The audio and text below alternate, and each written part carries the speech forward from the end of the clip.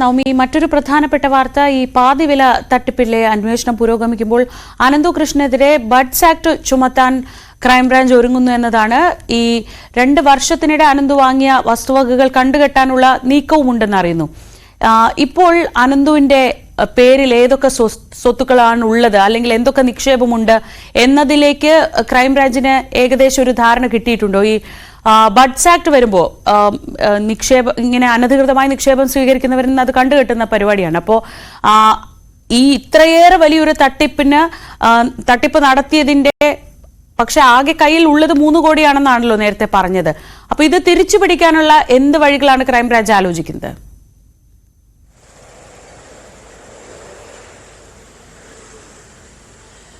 Sreeja, ആദ്യപടിയെന്നോണം buds act ചുമത്താനാണ് അന്വേഷണ സംഘം തീരുമാനിച്ചിരിക്കുന്നത്, ക്രൈംബ്രാഞ്ച് തീരുമാനിച്ചിരിക്കുന്നത്. അങ്ങനെയാണെങ്കിൽ അനന്തു കൃഷ്ണൻ ആളുകളിൽ നിന്നും തട്ടിയെടുത്ത പണം അത് ഏതൊക്കെ രീതിയിലാണ് നിക്ഷേപിച്ചിരിക്കുന്നത്, ആ സ്ഥാപനവുമായി ബന്ധപ്പെട്ട് വാങ്ങിക്കൂട്ടിയ സ്വത്തുവകകൾ, ഭൂമി ആയിക്കോട്ടെ, ആ രീതിയിൽ ബാങ്കിലുണ്ട അക്കൗണ്ടുകൾ, ഇതെല്ലാം കണ്ടുകെട്ടുക എന്നുള്ളൊരു നടപടികളിലേക്കാണ് ക്രൈംബ്രാഞ്ച് കടന്നിരിക്കുന്നത്.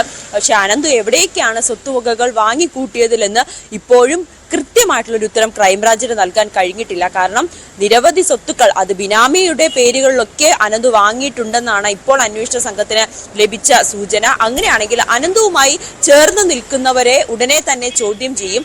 ഈ ചോദ്യം ചെയ്യലുകൾക്കൊടുവിലായിരിക്കും അനന്തുവുമായി ബന്ധപ്പെട്ട സ്വത്തുവകകൾ, ബാക്കിയുള്ള സാമ്പത്തിക കാര്യങ്ങൾ, ഇതെല്ലാം അന്വേഷണ സംഘം കണ്ടുകെട്ടുക.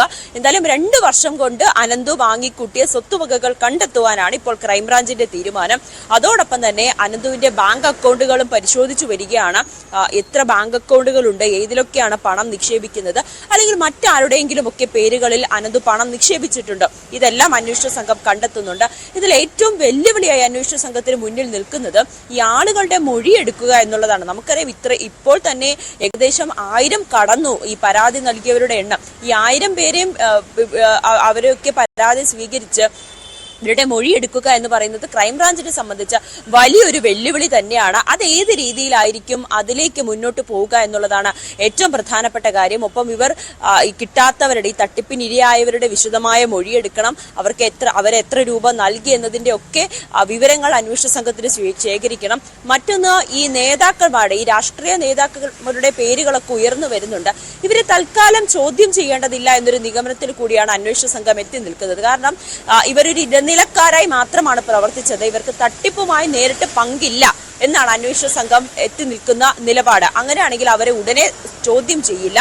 അനന്തു കൃഷ്ണനെ ആദ്യം ഈ സ്വത്തുവകകൾ കണ്ടെത്തി മൊഴിയെടുക്കുന്ന ആളുകളുടെ പട്ടിക തയ്യാറാക്കി അതിനുശേഷം മാത്രമായിരിക്കും അന്വേഷണ സംഘം ഈ അനന്തു കൃഷ്ണനെ കസ്റ്റഡിയിൽ വാങ്ങി ചോദ്യം ചെയ്യുക. ഇതിനു വേണ്ടിയിട്ടുള്ള കസ്റ്റഡി അപേക്ഷയൊക്കെ നൽകുമെന്നാണ് നമുക്ക് അറിയാൻ സാധിക്കുന്നത്.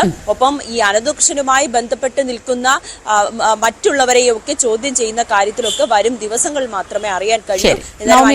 വിവരങ്ങൾ നൽകിയത് കൊച്ചിയിൽ നിന്ന്. പാതിവില തട്ടിപ്പിൽ സായിഗ്രാം ചെയർമാൻ കെ ആനന്ദകുമാറിന്റെ മുൻകൂർ ജാമ്യാപേക്ഷ ഇന്ന് കോടതിക്ക് മുന്നിലെത്തുകയാണ്. തിരുവനന്തപുരം സെഷൻസ് കോടതിയാണ് കേസ് പരിഗണിക്കുക. തട്ടിപ്പ് കേസ് ക്രൈംബ്രാഞ്ചിന് കൈമാറിയതിന് പിന്നാലെയാണ് ജാമ്യാപേക്ഷയുമായി ആനന്ദകുമാർ കോടതിയെ സമീപിച്ചത്. പാതിവില തട്ടിപ്പിൽ മുഴുവൻ സാമ്പത്തിക ഇടപാടും നടത്തിയത് അനന്തു കൃഷ്ണന്റെ അക്കൗണ്ടിലൂടെയാണെന്നും അതുകൊണ്ട് തന്നെ ഉത്തരവാദിത്തം അനന്തു കൃഷ്ണനാണെന്നുമാണ് ആനന്ദകുമാറിന്റെ വാദം.